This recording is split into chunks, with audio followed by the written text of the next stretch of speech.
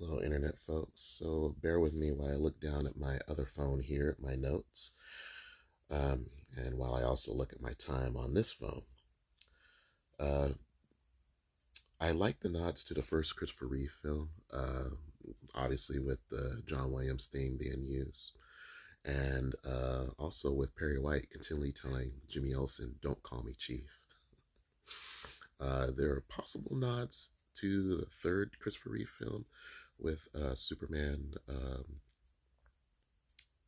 going against his darker half. I believe there was also a fourth nod, or a nod to the fourth film, where you had Lex Luthor creating a clone from a lock of Superman's hair.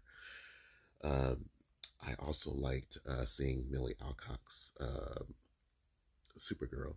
I didn't realize they were going to introduce her so quickly. I hope they do her justice. Supergirl is a people talk about Superman, but Supergirl is another one that I wouldn't say very hard to do, but they haven't really done her justice. Uh, I do like Helen Slater's portrayal. I do like Melissa Benoist's portrayal, but their respective shows weren't that great.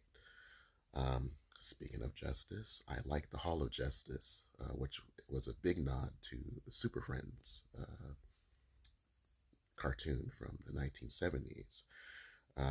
I also was thinking, what if the movie used an orchestral score, like what John Williams did in the first Christopher Reeve film, instead of the pop music? I don't hate it, but I found it interesting.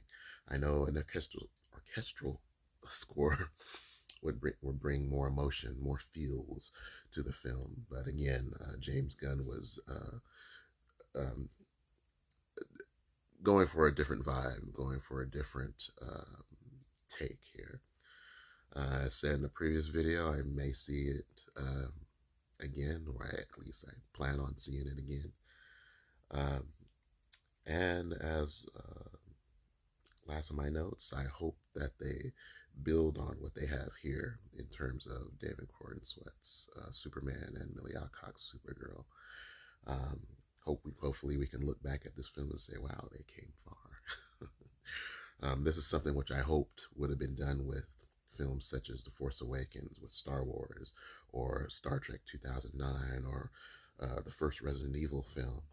Now those films were very flawed, but I wish they would have, built on them to fix those flaws.